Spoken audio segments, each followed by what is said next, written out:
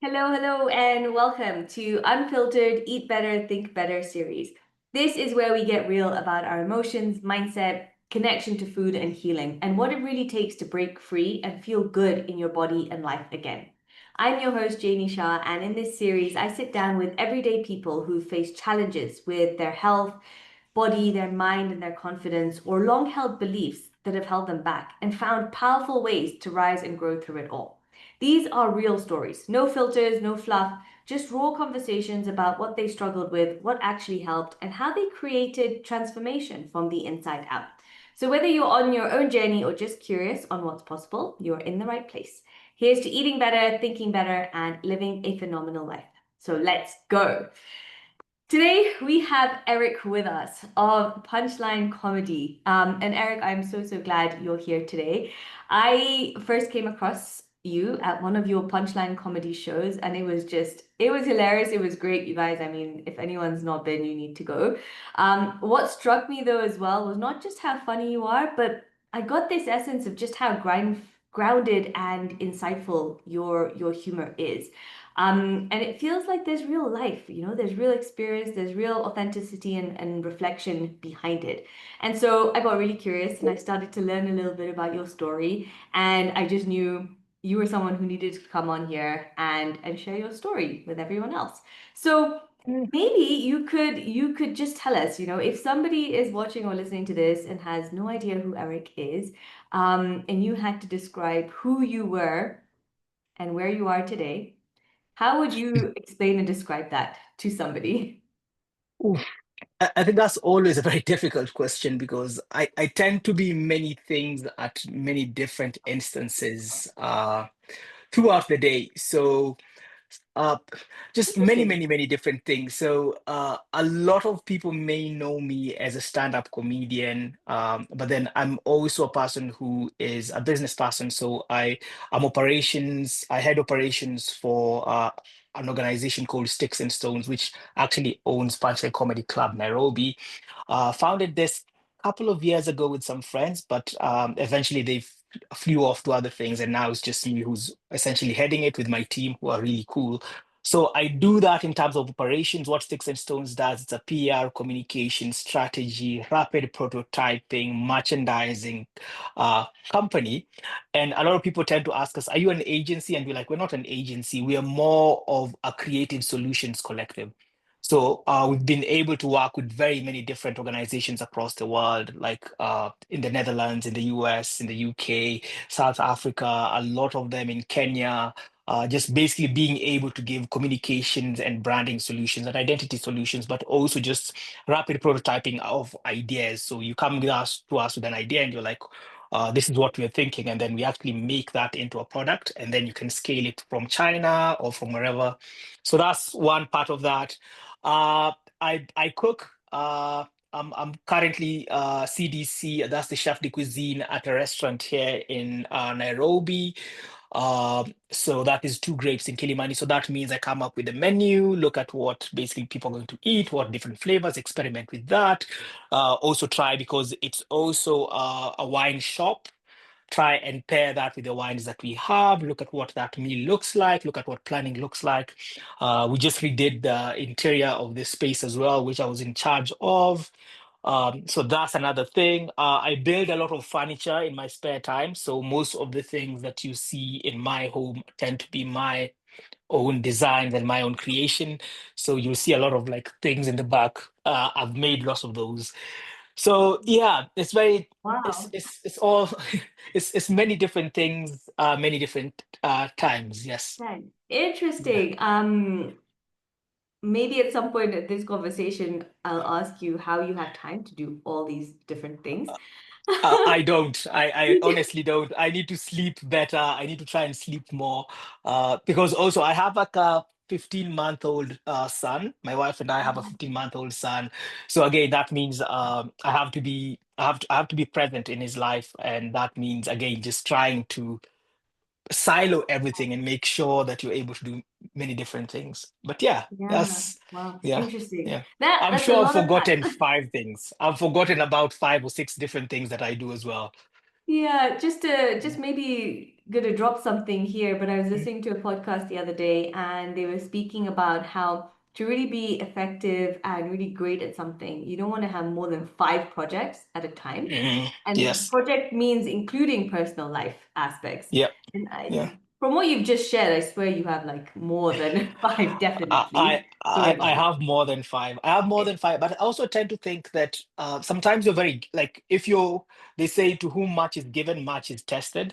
And I think I'm extremely fortunate to be able to do many, many, many things extremely well. And also just be surrounded and have the affinity to attract people who are able to assist you to do those things. So it sounds very magical, but also the people you surround yourself with tend to also allow you to either become really good at what you're trying to do or basically hold you back. So I'm extremely fortunate to have people around me who are able to basically do that. Like my wife Rachel is amazing. My team here at Sticks and Stones, Grace, OCS, my friends Greg, Alice, Lampard. Like we just have all these people around me who are always able to help me put my hand on something and then make sure that it goes where it needs to go. So that's extremely fortunate. Yeah, I love that. I Yeah. love that saying as well. I'm definitely going to be Yeah. borrowing that. To whom much is given, much is tested. But you're right. A Yes. support team makes a huge, huge difference. So I'm wondering Mm, if maybe we can go all the way back to the beginning. You shared with hmm. me at some point that after your father had passed away, you were quite Yeah. young, and you and your Yes. brother had to fend for yourselves, and that Yep. food literally saved your life. So Yeah. maybe we could start there, and you could take us Mm. back to that time. What was it like for you, and how did that moment begin to start shaping the man that you've become today? I think what essentially happened is at around 12 years old, my father died, and he died in a very tragic way. And there was a house fire, and so that was very Oh, tragic. And so at that particular time, my mother went through a very depressive state. And it's not like the new age depression where you're like, I'm in my room, I'm watching Netflix, I'm depressed. It's like super depressed where you're like, I can't bathe myself. I need someone to change me, like really, really depressed. And mm, so that meant that she could not really take care of herself. And that also meant that she could not take care of us. And so my brother at that point in time was just about to join uni, I believe, and I was still quite young. But then life switched and changed quite a bit within just that particular time, and that meant we were fending for ourselves quite a bit. And what that looked like was how we're going to eat, how we're going to basically like food, shelter, just the basics, because the person who was the parent right now is incapacitated; they cannot do that. And so for me, it was really about how am I going to survive. And I think I was telling this story to uh, a, a, a friend of mine. His name is Eli Mwenda. I was telling it to him a couple of Sundays ago, and I was like, the thing that most people do not understand about humanity is that it's a very thin line between when we feel human and when we become animals and we go into a survival mode that is instinctual. So at some point, I was almost homeless. I was out on the street for about 3 days. And that's just where the line usually is, where you're like, it's something clicks in your head because the first day you're out, you're like, oh, I'm not going to spend the night here. And then the next day, you're like, oh, I actually did spend the night here.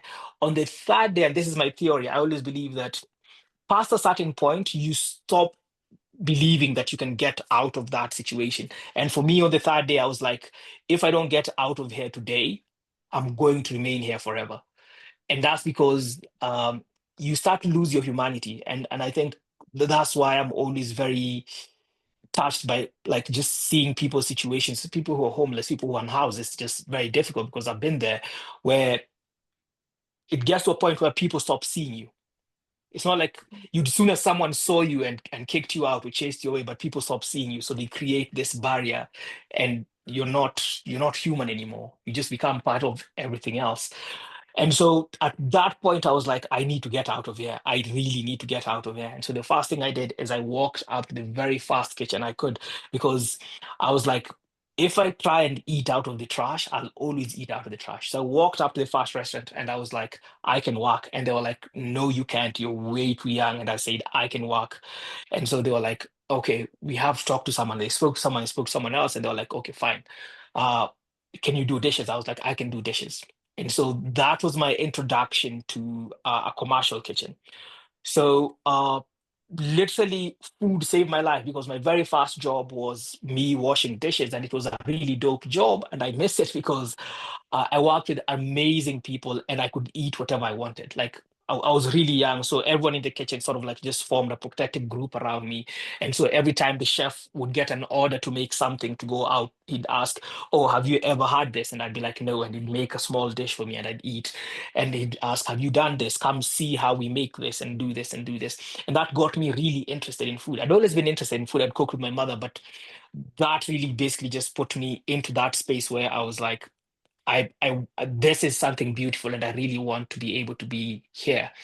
And so that took me from basically being in school and transitioning all over into university because I was a bit advanced. So I transitioned over to university, but then I couldn't qualify for student aid because technically on paper, my family was wealthy. But then things were happening. So then I started literally, I always say this, I paid for my own tuition from just working jobs. And it was very difficult because it got to a point where it was a cyclic thing. It was like I can't go to school, but if I can't go to school, I cannot change where I am in life. But then if I cannot work, I cannot then change where I'm going to be in life. So it was one of those things where I was like, I need to work for me to be in school, but I can't be in school because I need to work, and I can't not work because I need to live. So a Yeah. lot of my uni years basically was spent with me working. At some point, I was working about four different um like jobs in hospitality, so restaurants, so uh, waiting tables, cooking, managing, all that. So I'd basically hop a train, go on to the next job, and hop onto that one, go on to the next one, go on to the next one. So on my days off is when I'd go to uni. So I'd go in and ask basically my friends and my colleagues, just like, can I have notes? Let me just have notes. I'll pour through this. And then I'd always try and basically save any time that I had for leave. I'd try and save that for exam time. So then I'd basically do exams. But in hospitality, people have a single day off, you usually have one day off. So I always made sure that I would get that one day off all synced together. So that one day would be a day of learning for me. And of course, like it was quite difficult, and a lot of things were happening, but uh, part of what you have is minimum attendance. And the only reason Oh, the yeah. university let me slip through minimum attendance is that my grades were good. Like that was the only reason. I was able to maintain high enough grades for me not to be required, like for them to overlook the minimum attendance because they're like, okay, Right. fine, he's doing the thing. But a lot of it was literally just like walking. I think people do not understand how, and this is why I always say, if you go to a restaurant, if you go to any place where they serve food, please be very nice to the people who work there, because some of those people are pulling crazy shifts. Some of those people are pulling crazy shifts. I remember there are times I do basically an 8 hour shift and then leave that, get on a train, travel for about 45 minutes or an hour, and then go do another 8 hour shift. So that's 16 hours. And when you're waiting on tables, you're not sitting down, you're standing up. So Wow. by the time you get home, like you just shattered. So yeah, that's part Wow. of That's that. Yeah. incredible. What Yeah. what do you think it was in you that gave you that drive to say, I'm going to do these 16-hour shifts. I'm going to have these four jobs. I'm going to get my way through uni. What do you think it was in you? I think it was hunger, and it's not like hunger how people like I have a mental hunger. No, it's just like I'm hungry. I need I need to make sure I can eat at some point. I think Yeah. once you've been destitute, like there's a reality that a lot of people do not see. There's something that a lot of people do not understand. And when you see like street kids or you see homeless people, there's a reality that they live that is very stark, and it's very removed from what we live and what we enjoy, because you're looking at like the thing that describes everything that you're existing is insecurity. You're looking at food insecurity, your own humanity is whatever, like even your own safety, because you're sleeping outside, the elements are there, there's other people who will try and basically beat you up. There's just a lot. So there's that thing that and I've had a talk with a couple of different people, and I would say this is that there's a reason that whenever we have politicians and they get into positions of power when they came from very poor backgrounds, we always ask ourselves, oh, how come these people are corrupt? They are corrupt because poverty personifies itself and it never leaves you. So what happens is that you always have at the back of your mind that hunger that you felt. So you're trying to accumulate as much as possible. And I always say to myself, I hope that doesn't become me. But ideally, there's things that you go through that you never get over. Even now, I still wake up. I still wake up from nightmares. I'm like, oh my God, I'm homeless. Oh no, I'm okay. I'm okay. So Wow. there's that hunger that just keeps you telling you, like, you need to be away from this space. You need to be aware enough to say, if I don't do something about this, I'm going to stay here forever. And so that's the thing. That's the thing that always pushed me. I was always like, I need to work. I'm exhausted, but I need to go for this shift because if I do not, I cannot afford tuition.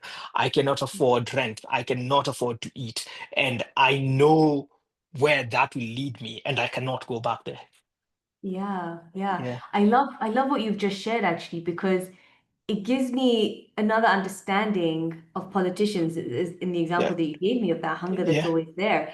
And Yeah. actually, in the work that I do, that's all the work we do is that the experiences that you've had when you were younger and as a child, they shape Mm. your beliefs, your meanings, your attachments, right? And so Yeah. you have gone through something like that in childhood and you're still Mm. in that belief of I'm hungry or I'm Yeah. not safe, I'm not secure. Of course, you're going to Yeah. want to keep having more and more and more. Yeah. And I guess for them, you get to that stage and you have access to more, and so you keep getting more. It's never Yeah. enough. It's never Um, enough. wow, you've just given me a different understanding of that. Yeah. Thank you. Yeah. So I'm curious then, when you think back to that younger you that was washing Mm. dishes in the kitchen, what part of him do you think you still carry with you today? I think I still carry the fact that you try and see. There's something that a lot of people of us do when we go through very tragic situations. There's a victimhood that we carry. And Mhm. I think myself, my brother, we never carried a victimhood. We were just like, this is how life works. There's a positivity that was always there. There is a drive that was always there. I want to say there is a hope that was always there, not just for me, but for other people as well. So for me, it was always if I was finishing a shift and I went to the back of the restaurant and there was a homeless guy there, I'd be like, yo, don't go away, I'll bring you a plate. So just some of the things I really miss is that there was a feeling of this gets better. This has to get better, and this is not permanent. And just being able to understand that that can change your mindset and like look how you look at things. Your outlook is has to be very positive, but also just being able to keep, I would say, your humanity and your moral compass. That was extremely important for me, and I think it was more of how we were raised, but just being able to say it's easier for me to try and turn to drugs or crime or that sort of thing, but I feel like that is a worst path to go down to. So why don't I work on this? And I like to see that, and I like to believe that, and I like to remind myself of that every time there's a decision that is difficult to be made, even now, because I like to remind myself, listen, you're not as desperate as you are, and you still did the right thing then, so you have to do the right thing now. Yeah, yeah, Yeah. it's super interesting. On that point of the morals that you have and you've grown up with, can you share a moment or an example when life tested your values or where you had to choose between what was easy but what was Oh, right? so many times, like so very many times. Last year we had Dave Chappelle come to Nairobi, Kenya, and as we were hosting that, we were offered so many bribes to basically get certain people tickets to certain places, try and take him to see certain politicians and whatever. And for me, it was just like it was not, it was a no-brainer. I think at some point, someone called and he was like, "Oh, we have a check here for 4 million shillings, like it's been sitting here for you, but then you we need to," and I was like, no. And the beautiful thing was that Dave was so cool because he basically trusted us explicitly, and he asked Eric, if tell me if these people are cool for us to meet, then let's go meet them, but then if they're not, then they're not.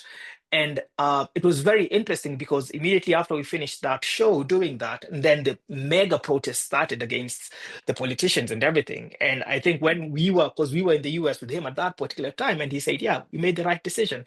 We must always side with the right side. And doing the right thing is never easy. Doing the right thing is never easy." My father used to say, like, the reason doing the right thing is never easy is because it's the right thing. So uh, so many occasions, and that also means just not compromising your morals will make you lose friends. You lose people very close to you, because a lot of times, a lot of us feel like we're very centered, and then an opportunity comes that will benefit us individually Yeah. and maybe compromise everyone else, and we choose to take that opportunity. And I've always said to myself, the day I take opportunities for myself and compromise the things that I believe in and the people around me, that's when I'll know I'm lost. So over the years, been so many times, so many opportunities. Or you can be on TV, you can produce this, you can do that, or you can take this and you can have this there's this money that you're in charge of for this particular program. You can take it and you can pay yourself. And I'm like, no, this money is for driving this thing forward, and we can drive it. We're in the process of doing a program right now, for basically expanding comedy across Africa and across actually Kenya in different towns and that sort of thing. And a lot of what we're doing is no one in my team is getting paid. And I told them that. I said, no one is going to get paid. The reason no one is going to get paid is that this is work we have been doing. And so at the end of this project and at the end of this, if there's any money left over on the budget and we have achieved the targets that we want to, then everyone will get a bonus. But up until then, no one gets paid. We keep doing what we do. We already have this thing that pays us. If we Yeah. pay ourselves, it's going to take opportunities away from certain people who would have had them. So if I take 10,000 shillings and that 10,000 shillings would have trained two or three more comedians, then I have no right to take it. Yeah. Yeah. And Wow. it's not being altruistic, it's not being nice, it's the right thing to do. Yeah. Mm. Where do you think you developed this sense of such integrity and having morals, or who did you learn it from? I don't think I have integrity or morals. I think I try and do the right thing. But my mom was from a very privileged background, but my father was from a very humble background. He was an orphan. He basically he bounced around like just life. He was living with different people, and he made something of himself. And I was a very sickly child. As a child, I was a very sickly child. I had bronchitis, I had asthma, I had allergies for everything. Like I'd go outside and there's hay fever. I still have peanut allergies, like egg, like everything. And the thing my father used to have is like my father used to have a study, and I used to go down to the study and I'd hang out with him there. And I used to have a small chair that he had bought for me, and I'd sit with him and he'd do his work while I was reading my books and that sort of thing. But my father always spoke to me like an adult. He never spoke to me as though as a child. And that was mostly because there's an age difference between my brother and I. There's an age difference of about 9 years, 11 months, and about 21 days. So everyone Wow. around me, and we grew up on a farm. So everyone around me was much older, much older. So I didn't have people who were peers. But my father always, everyone spoke to me as though I was the youngest person, which I was. But my father always spoke to me like we were peers. And my mother basically had a lot of lessons for me, very difficult lessons, but she had a lot of lessons for me at the same time. But my father always spoke to me like I was an adult, and he'd tell me things that I had no business listening to at that particular age. But maybe it's because he was not going to be there for too long. And so my Mm. parents tried really hard to just make sure we understood what our role was, not just for ourselves, but for the people around us, for the environment around us, how to take care of things like how do you make sure that everything is all set in a proper way? How do you make sure that is good? So that was a huge part of that. And then we were Catholic. So again, there's a lot of Catholicism that goes into it that sort of scares you because you're like, oh God, if I don't do this, God is going to punish me. So there's a lot of guilt when you're like, if I'm not doing the right thing. But ideally, I think my parents were very key in trying to make sure that we do the right thing. And then for me, again, my brother was very key in trying to always make sure I do the right thing. Yeah. Yeah. Yeah. Wow. If your father could see you now, what do you think he'd say? Work harder. I think he'd say work harder. Wow. Uh, Okay. my father was an over. My parents were both overachievers. My father had a scholarship to go study how to be, and that's where he met my mother, how to be a teacher. Okay. And he ended up with three engineering degrees, not Oh, one, not two, three, and wow. he did those simultaneously. So again, you can see that in as much as uh he'd look around and say, "Oh, this is nice," but he'd be like, "Yeah, you can do more. There's more you can do." I think my parents would always say, like, "There's more you can do." Yeah, Wow. Do you see yeah. that? I mean, that's interesting. Do you see a thread between that and all the things that you're doing right now? I think it's just capacity. So my mother used to say something. My mother said this to me. She said, um, if an ordinary person does ordinary things, Mhm. that is what is expected. If an ordinary person does extraordinary things, that is brilliant. But if an extraordinary person does ordinary things, they're underachieving. And if an extraordinary person does extraordinary things, that is normal. So an extraordinary person has to do extraordinary things for him to reach his potential. And so she said to me, she's like, "You're an extraordinary person, and therefore we do not expect mediocrity in this house." And she said, "I am not going to follow up on your grades. I am not going to try and tell you to read up because you know what you can do and you know what you have to do." And so that expectation has always been there. And for me, that expectation is always, and if you come to our shows, you'll see this. There's never something I'm going to ask of my team that I cannot do myself. So if you come and you see a setup, I'll help lift the stage, I'll climb up, I'll put up the lights. Afterwards, I'll say hi to everyone and say thank you very much for coming. But after that, I'll basically pick up all the stuff and break it down. Because in order for me to claim to do my duty, I also have to do everything else that comes with it. Mm. Yeah, I love that. I think that's one of the greatest pillars of leadership as well. Yeah, To yeah. be a leader, you've got to do. You have to do. And I think one of the things we always say, like, if you look at my business card, it says not the boss. And that's because you have to be the first person to get in, the last person to leave. You have to help every single person who's there. And even that basically just came from, again, working in hospital. I always say I would want every single person to actually just work in a restaurant if possible, from the back of the house all the way to the front, because you learn that the head chef is going to help you clean dishes. If you have a good head chef, they're going to help you clean dishes when things are really bad, because Mm. you all need to work as a team. Yeah, yeah, Yeah. super interesting. Wow. Yeah. So I mean, you've gone through some challenging times, you've gone through some great times as well. Yeah. I'm curious, how does humor play a role in your life for you? Has it in some way helped you Yeah. process your hardship, what you've gone through? How Yes. did humor come in? So I think everyone says this, but my mother was a very funny person. Like, my mother was hilarious. My mother just was very hilarious. I think my grandmother had a stroke, and the way my mother told us was like, "Oh, you know how you Kenyans are always running?" And I was like, "Yeah." And she was like, "Oh yeah, your grandmother is on the final lap of the 5,000 meters." I was like, "What are you saying?" So for us, humor played a huge part in just basically being able to like deal with things and squash things. And so um, I always feel like, and I think one comedian said this to me a while back, and I don't know where he'd read it. His name is Ty. He said, "We cannot be afraid of the things that we laugh at. Mm, We cannot be afraid of the things that we laugh at." And that has always stayed with me, because the things that we are most afraid of are the things that have power over us. And the only way they lose power over us is when we are able to laugh at them.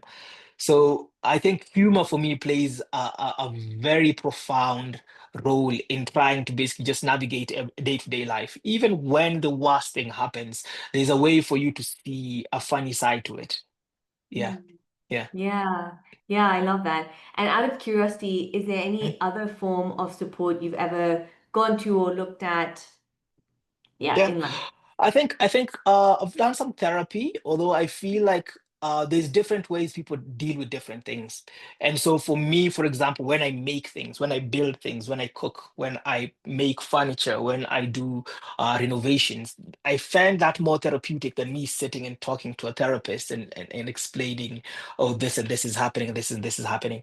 And for me, that is quite a bit of like just art therapy in many ways. And I feel there's different ways. And I don't knock anyone who's like, I want to talk to someone who's going to basically tell me how I feel and go through this. But for me, it's always I can always look at something and point to it and say, oh, I was going through this when I was working through this when I made that, or when we built this, I was doing X, Y, and Z, or when I framed that, this and this and this was happening, or that is part of this. So I feel like it allows me to put bits of myself into actual things, and that sort of gives it life, and that sort of gives it like breath. So part of what I do is, when I'm doing any woodworking projects, or if I'm doing any type of building project, I never use new material. I always use upcycled material. So all the stuff that you like, so the desk I'm working on off right now is made from basically salvage rail pallet and an old sewing machine. This is made from like an old fence.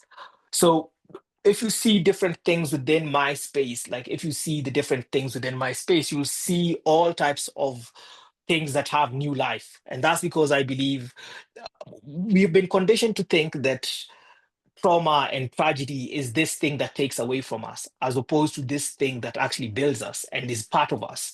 We want to go away from it. I want to heal from this thing, and I'm like, no, this thing made quite a bit of me. So for instance, in my office, I'm just going to turn my computer right now, and Yeah. you'll see that, you just see it at the very edge there. Those are acoustic sound panels. I don't know if you can see that far. Yeah. Yeah, those are acoustic sound panels, and those acoustic sound panels I made from up like again, pallet wood. So they're really good because they're really funky and they look like really artistic, but at the same time, they soundproof my office. So Yeah. there's a way for us to take these things that have happened to us and have basically been very tragic, but also make them beautiful, and be able to embrace them and be able to understand them and also love them and still love all those parts of us. So Yeah.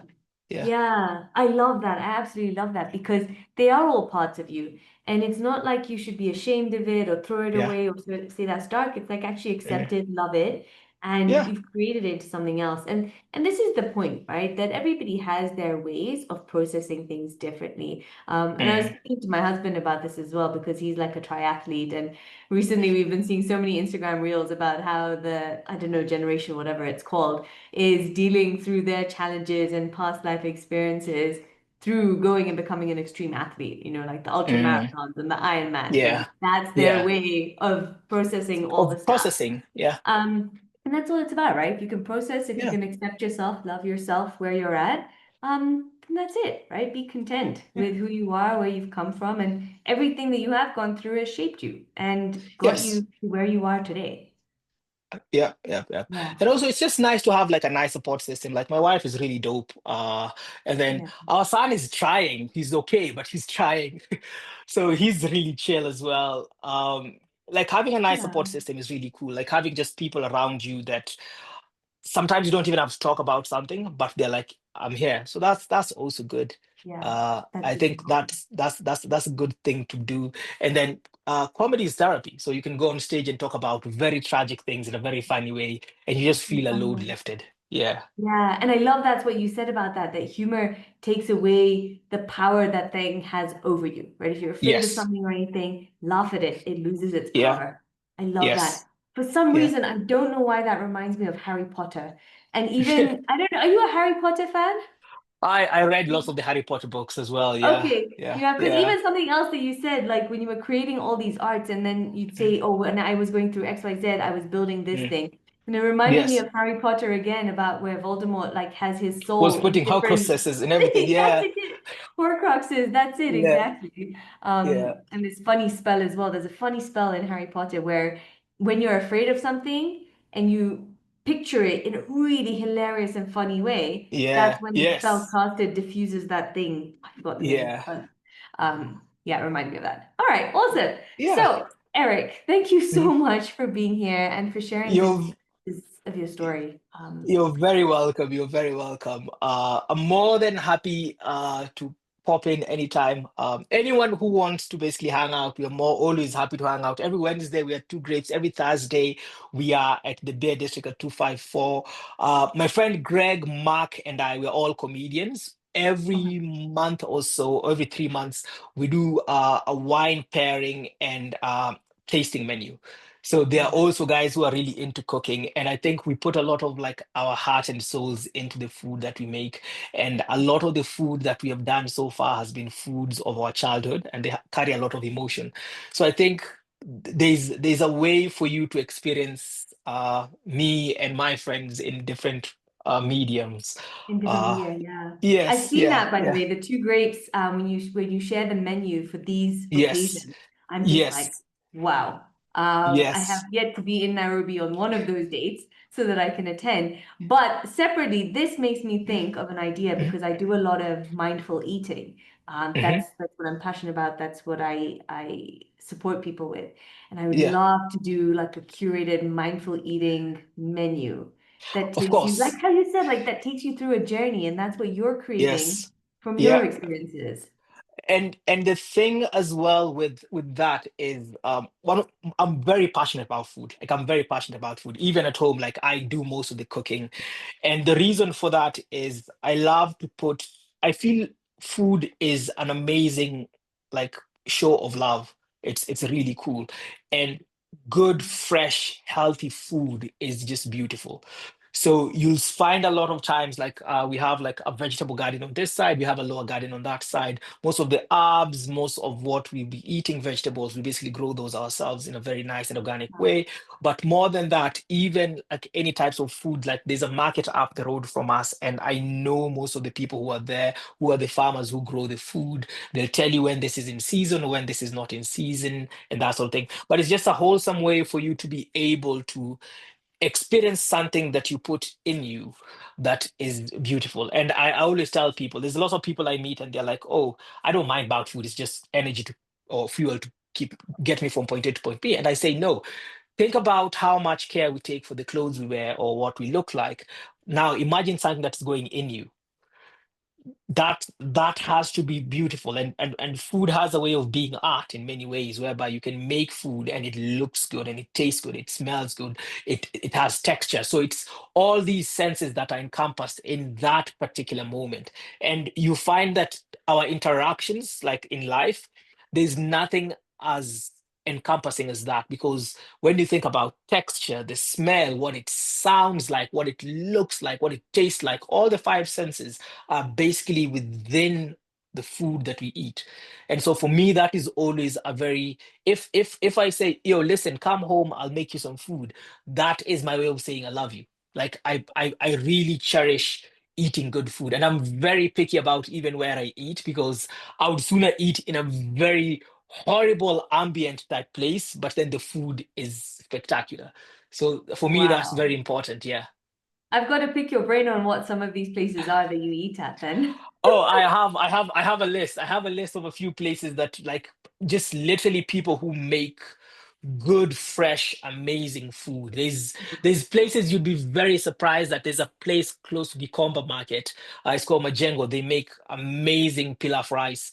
And if you get there before like half past midday, it's not ready. And if you get there past 2:30, it's done. But that's because the food is amazing and it's fresh and it's healthy and it's like really good. You can feel just the love the chef has for what he's putting in there. So that for me is always a really good journey. Yeah, wow, I love Yeah. it. Okay, I'm gonna separately Yeah. message you about that list, and then maybe that's Yeah. something I can share later Yes. with this episode. But Yeah. I love the passion about around food. That's what I do. I'm gonna definitely speak to you about doing something around mindful eating and a mindful Yeah. eating experience.